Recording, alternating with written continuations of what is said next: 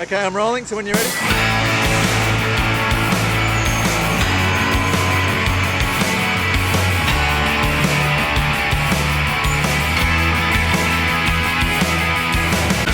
said she was leaving. I said I don't believe it. She said it, but she... Guys, with all the reformations that have been cropping up recently, it just makes me think that music can be a bit like time travel. You know, it shoots you back to a time you either were there or you weren't there, but it gives you that opportunity in a way. Now the Hummingbirds have done it. What's the feeling like from the inside? Yeah, I think the decision to get back together there was more refusals to get together than there was, yeah, that's a good idea, let's do it. But now that we've actually done it, it's actually been great. And, you know, I think it's been really rewarding in lots of ways. It's an interesting experience to play the music that you wrote 20 years ago and see what it's like to play it 20 years later on, you know. Absolutely. What do you see in the songs now that you may not have seen before? Extremely rapid tempos across the board. You're not fit enough to do it? Oh, we can do it. That's just not what we would necessarily do of our own free will at this point in time so much, I think. We were young and excitable, I think. I can't explain it any other way. I still enjoy the busyness to it all. Some songs you play them again and you think, oh yeah, that's actually pretty good. The ones that I didn't rate quite so highly, I rate a little more highly than I did previously. So that's interesting. What do you think that is? Well, I think that when I write a song, I either think it's got some meaning or it might be a bit of a throwaway. And the ones that I thought were throwaways actually seem to have a bit more meaning and depth to them than I thought at the time. Has been my sensation. And has that got something to do also with the environment you were in at the time? I mean, the Hummingbirds became this real prototype for an indie band in Australia flirting with the mainstream when they got signed to a bigger label. So did that experience take away from the music in some way? Well, I always say that our first album was about how great it is to be alive and be in a band playing music, and our second album was about how terrible it is to be alive and be in a band playing music. And it really is like that when you listen to those two records. So, but, you know, I personally had a great time the whole time. It was a fantastic experience, and I was happy to take every opportunity that came along. You find yourself in awkward situations where you know you're talking to somebody who doesn't really understand what you're about. But that's just what, you know, it's part of the price of playing music for a living. I think you have to accept that. You know, but it's flattering to be asked. I think I'm surprised and pleased, and I just want an opportunity to kind of celebrate what we did with people who we did it with. I think that's the main thing there. I don't perceive this as something that's going to occupy all of our time going forwards, but in the short term, it's a fantastic opportunity to hang out with some people, I think. It's true. We did have the mindset of we can do this for the right reasons, and therefore it's a good time to play. And then when someone came along to offer us some shows, it was easier to say yes because we'd already made that change in mindset. There's been a lot of reformations which I've seen which have been really cool. Like I saw the Dinosaur Jr. one, and you know, a few other, you know, Sonic Youth and some other ones doing their thing, and it was a great experience. You know, and what you do is you end up providing some kind of soundtrack to people's lives. If you have an opportunity to recreate that environment and experience for people, I think that's good. It is surprising how much of it goes on, you know, every day that the list is added to. But yes, I really couldn't explain it sociologically because it's baffling, really. It's kind of like a party for people of our generation, you might think. Yeah, maybe, you know, a chance to cast 20 years aside for a little while. Yeah, at a rudimentary level, it's like, well, this is going to be fun, so why, you know, let's do it. It sounds like it's going to be a heck of a lot of fun doing this. Yeah, let's make a racket with our mates and get some of our other mates along. And typical blokes, you kind of need a project to collaborate on, rather than, you know, sit around at a coffee table and discuss the world. So it's nice to have a project to collaborate on. It's like a barbecue that you all stand around trying to get it started. Yes, inertia is a powerful force, but then, you know, when someone offers you something concrete, it does give you something to work towards, a known goal.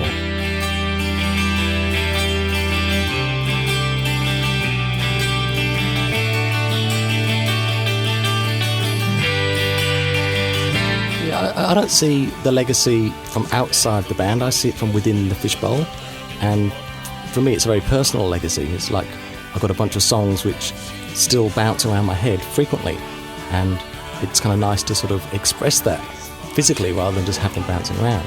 Yeah, and I don't know anyone who would have been more surprised than I was that we suddenly became a pro-rock band, because that was never part of the equation. We just said yes when people asked us to do things, and the fact of the matter is that Mark Dodgson from Triple J played a cassette of our first single on the radio, and from then it was just a matter of saying yes until people stopped asking, really, and there was no greater plan than that, you know. But it was just fun and exciting, and to me the concept of someone paying for us to make a record was mind-blowing in and of itself, and I was certainly going to take that opportunity, and we got to do that twice, so that was good. All right, you are listening to 2SER 107.3 today. It is a very, very special event, our first live at the Loft, and without further ado, yeah, we're live, woo! We have an extremely rowdy audience. Don't get too rowdy, guys.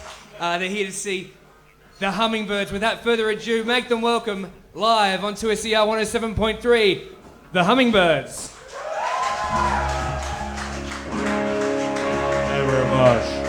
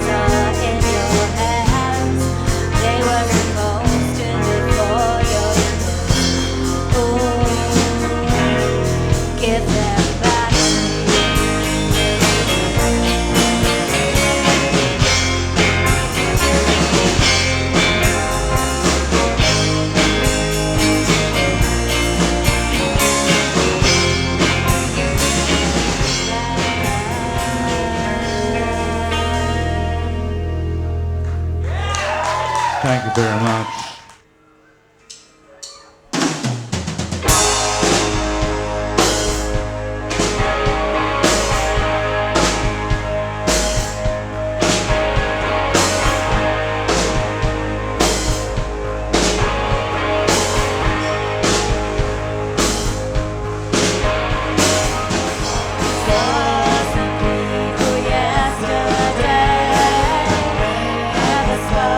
Never say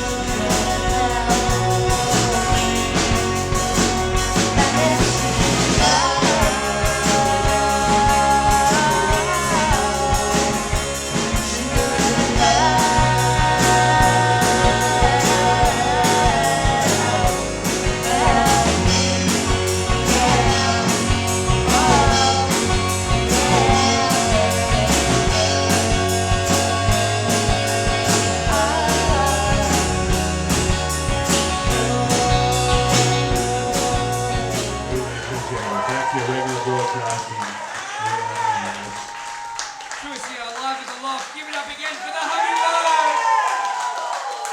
What a way to kick off. And the crowd goes wild. Welcome back, Hummingbirds.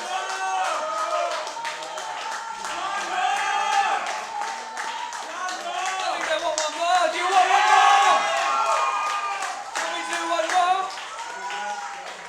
All right, I think they're going to do one more for the crowd. We're live here at the Loft from 2SER 107.3 with the Hummingbirds. Here we go. Okay, we don't know quite how this is going to work out. We'll give it a whirl. This is a camper van Beethoven song called Take the Skinheads Bowling. I think I know the words.